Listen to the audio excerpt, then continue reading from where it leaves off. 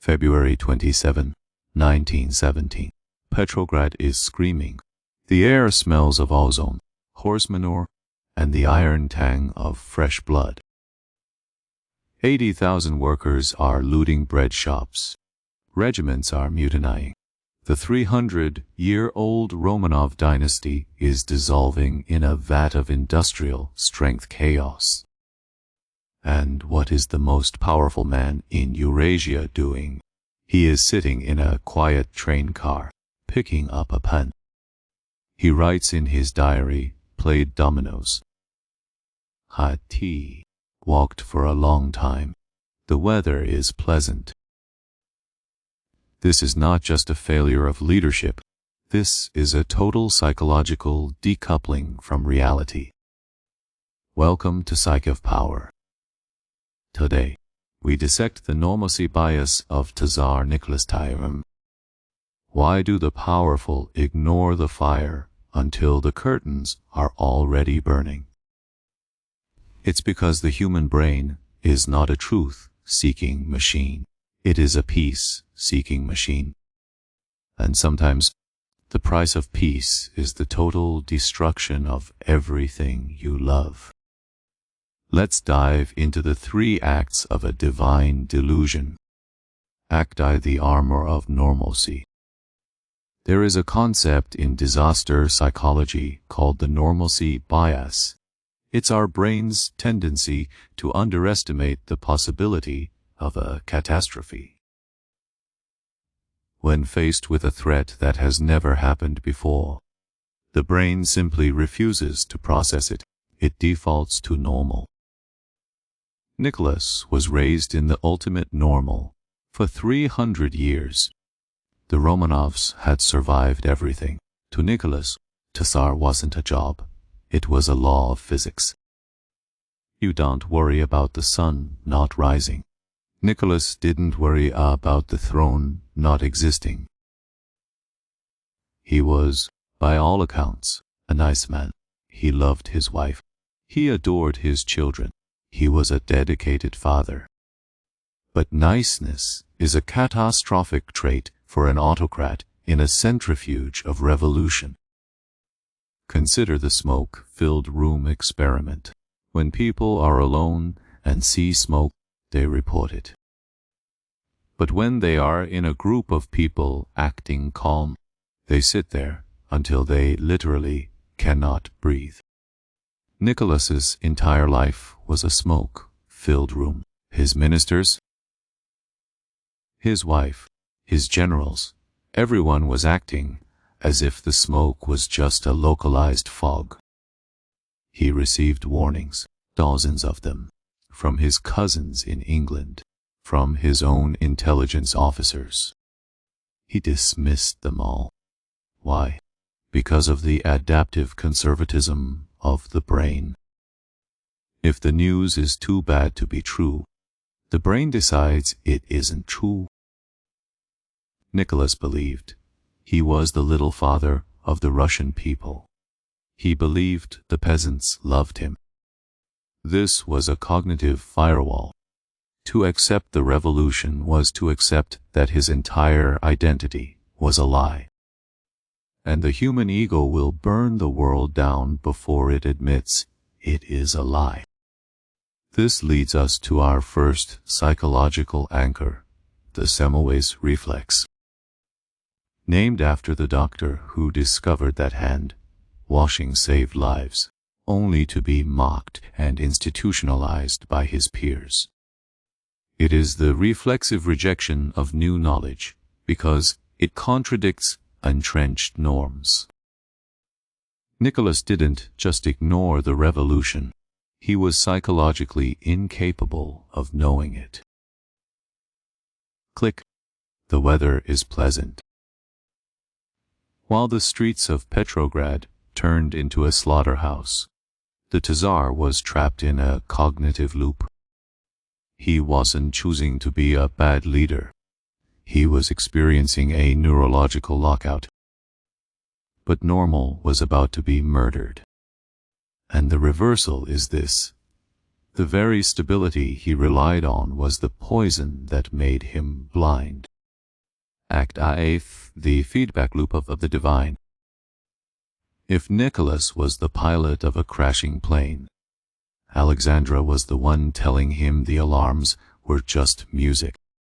Enter Grigory Rasputin, the man who supposedly could stop the bleeding of their hemophiliac son.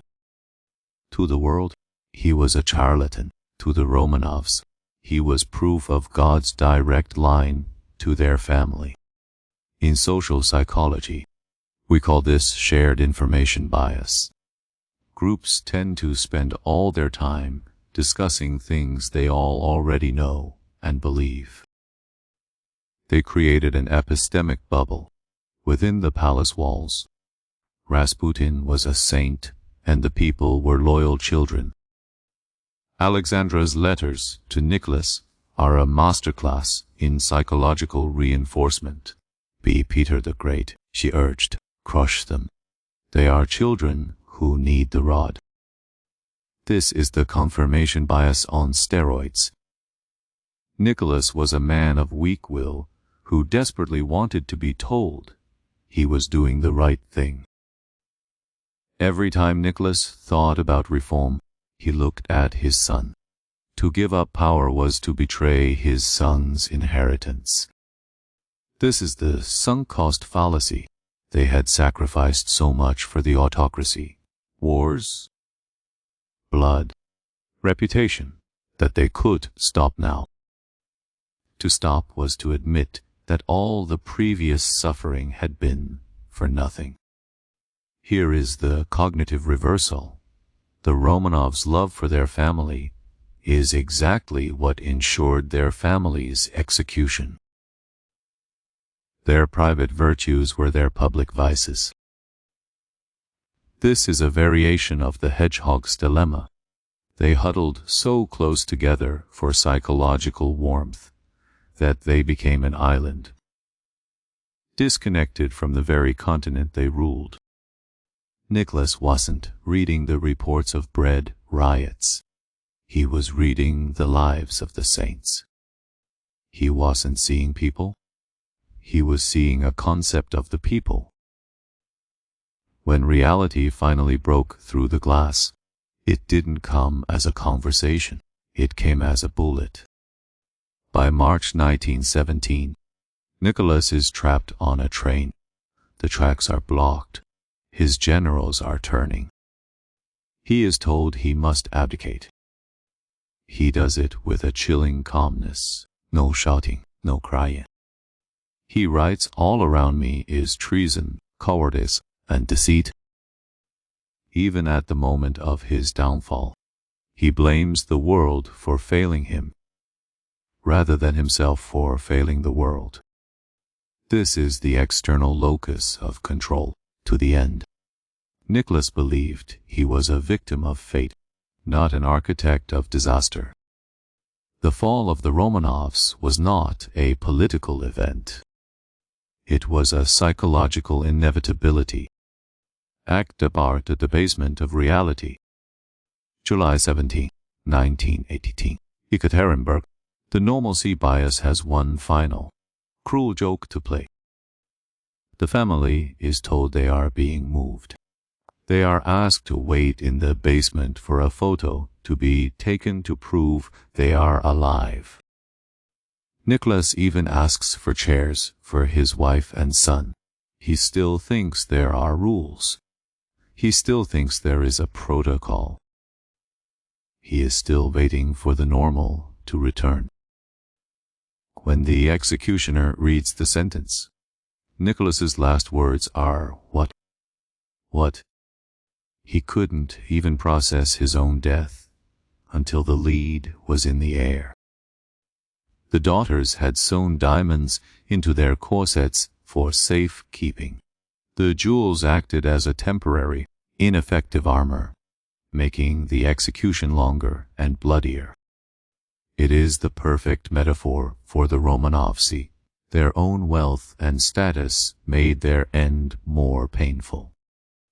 This is where the divine right of kings meets the Newtonian laws of motion. Nicholas wasn't a monster. That's the scary part. He was just a man who refused to update his mental map of the world. We look at him and feel superior, but are we? We all live in a normalcy bias. We all believe the systems we were born into are permanent. This is the ostrich effect. We turn away from information that causes discomfort, even when that information is vital for our survival. Nicholas II is not a historical anomaly. He is a mirror. He played dominoes while the world burned because dominoes made sense. The revolution didn't. The tragedy of power is that it grants you the resources to build a wall between yourself and the truth. And the truth doesn't care if you believe in it. It only cares if you are in its way. History doesn't repeat itself, but human psychology never changes.